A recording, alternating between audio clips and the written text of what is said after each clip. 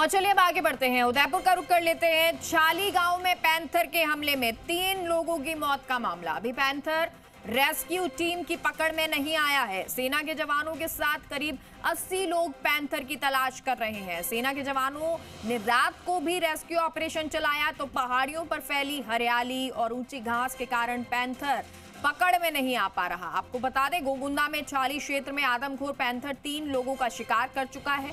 सुरक्षा के लिए उदयपुर से 2 आर्मी टुकड़ियां मौके पर पहुंची। जवान ड्रोन कैमरों की मदद से पूरे क्षेत्र की निगरानी कर रहे हैं। वन विभाग के अधिकारियों के साथ मिलकर 80 से अधिक जवान मौके पर मौजूद हैं। तो वन विभाग ने 8 टीमों का गठन किया है जो हर जगह की सघन निगरानी कर रही है। DFO Ajay Chittora, SDM doctor Naresh Soni मौके पर मौजूद। तो वन विभाग के अधिकारी और शूटर भी मौके पर मौजूद हैं और कवायद यही कि जल्द से जल्द इस आदमखोर पैंथर को पकड़ लिया जाए, जिससे कि जो डर ग्रामीणों में बना हुआ है उस डर को, उस खौफ को खत्म किया जा सके। क्योंकि अभी तक ये 3 लोगों की जान ले चुका है। एक महिला को उठा के ले गया, वहीं एक युवती पर, एक युवक पर हमला कर दिया। अब ऐसे में ग्रामीणों में भी भय का माहौल बना हुआ है। हाल ही में एक गांव में ये सूचना मिली थी कि वहां पर पैंथर हो सकता है, तो ड्रोन के जरिए सर्च भी किया गया, आर्मी भी पहुंची हुई है। और क्योंकि ये घने जंगल हैं तो ऐसे में अभी तक जो तलाश है वो पूरी नहीं हो पाई है। टीम जो रेस्क्यू करने की कोशिश कर रही है वो रेस्क्यू नहीं हो पाया है। लेकिन इन तस्वीरों से जरा समझिए कि किस तरह से सघन तरीके से सर्च किया जा रहा है।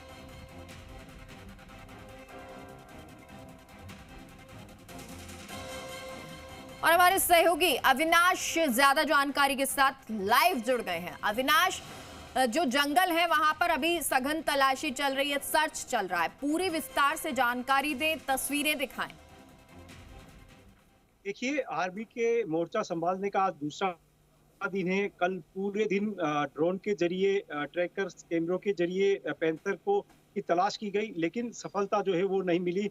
और हम लगातार कह रहे हैं कि अच्छी बारिश हुई थी, ऐसे में पूरा जंगल जो है वो वहाँ पे हरियाली छाई हुई है, लंबी लंबी घास जो है वो उगी हुई है। और यही कारण है कि पैंथर दुबक कर जब अगर नीचे बैठ जाए तो उसको ड्रोन कैमरों से भी देख पाना बेहद मुश्किल है। अभी भी जो आर्मी की टीम है और वन विभाग की जो टीम है, करीब 80 से 100 जवान इस पूरे रेस्क्यू ऑपरेशन में शामिल है। वो जगह जगह चप्पे चप्पे पे निगरानी रखे हुए हैं, वहां पर जंगल को खंगाल रहे हैं, किसी तरह से जो आदमखोर पैंथर है उसको ट्रैंगुलाइज किया जा सके। 5 पिंजरे यहाँ पर लगाए हुए हैं, लेकिन देखिए पैंथर बेहद शातिर है, वो इन पिंजरों के पास भी नहीं आया और जो ट्रैकर कैमरे लगे हुए हैं उनमें भी कैद नहीं हुआ। तो इसे में वन विभाग की और जो रेस्क्यू टीम में शामिल जो लोग हैं उनकी परेशानी और बढ़ गई है। गांव में लगातार अफवाहें पैंथर के आने की फैल रही है। कल भी पैंथर के की एक अफवाह फैली थी कि पैंथर ने 3 लोगों के ऊपर अटैक करने का प्रयास किया। बाद में जब इसका पता लगाया तो वो एक तरह से अफवाह ही निकली। ऐसे में विभाग की तरफ से लोगों को यह भी हिदायत दी जा रही है कि वो किसी तरह की अफवाह नहीं फैलाए, जिससे कि जो रेस्क्यू टीम है उसका ध्यान जो है वो डाइवर्ट नहीं हो और वो उसी एरिया में अपने अपने रेस्क्यू को और अपना पूरा फोकस रखे जहां पर पैंथर का मूवमेंट पिछले 2 से 3 दिनों में हुआ था।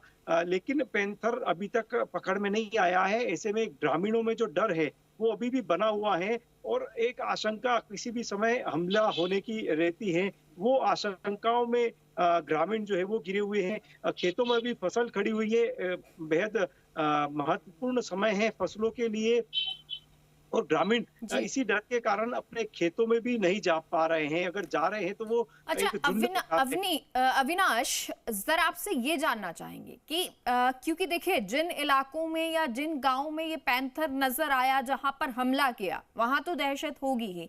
जहां थोड़ा बहुत ट्रैकिंग रही होगी कि ये यहाँ पर हो सकता है, क्योंकि लास्ट लोकेशन मान लीजिए कहीं पर हमला किया और उसके बाद की है, तो ऐसे क्षेत्रों में, ऐसे गांवों में किसी तरह की कोई अलर्ट जारी किया गया है कि शाम के बाद बाहर नहीं निकलना है, या बच्चों के लिए खास तौर पर किसी तरह से एहतियात दी गई है वन विभाग की तरफ से, आर्मी की तरफ से?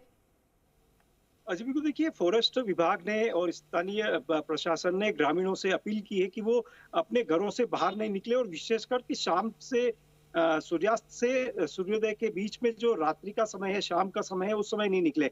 विशेषकर बच्चे और बुजुर्ग तो अपने घरों में ही रहे। साथ ही अगर जरूरी काम से घर से बाहर जा रहे हैं तो झुंड में जाए, 4 से 5 लोग अगर साथ में होंगे तो पैंथर उन पर अटैक नहीं करेगा। छाली गांव, जहां पर कि जिस गांव के 2 से 3 किलोमीटर के रेडिएशन में ये हमला पैंथर का हुआ था, वहां पर विशेष तौर से लोगों को अलर्ट किया गया है। उसके अलावा छाली से सटे हुए गांव है, वहां पर भी लोगों को ये अलर्ट किया गया है कि वो अकेले तो कतई ही गांव में या खेतों में नहीं जाए, ताकि क्योंकि पैंथर एक इलाके में नहीं हो सकता है। अगर उस जहां पर ट्रैकिंग कैमरे और पिंजरे लगाए गए हैं वहां पर अगर होता तो उसका मूवमेंट जरूर बीते 2 से 3 दिनों में नजर आ जाता। ऐसे में आसपास के जंगलों में भी या आसपास के गांव से सटे हुए जंगलों में भी पैंथर दुबक के बैठा हो सकता है। ऐसे में आसपास के जो 3-4 गांव जो है छाली गांव से सटे हुए, वहां पर भी अलर्टनेस जारी किया गया है और विशेष तौर पर बच्चे और बुजुर्गों को घर से बाहर निकल नहीं आने की हिदायत जो है वो यहाँ पर स्थानीय प्रशासन की तरफ से दी गई है।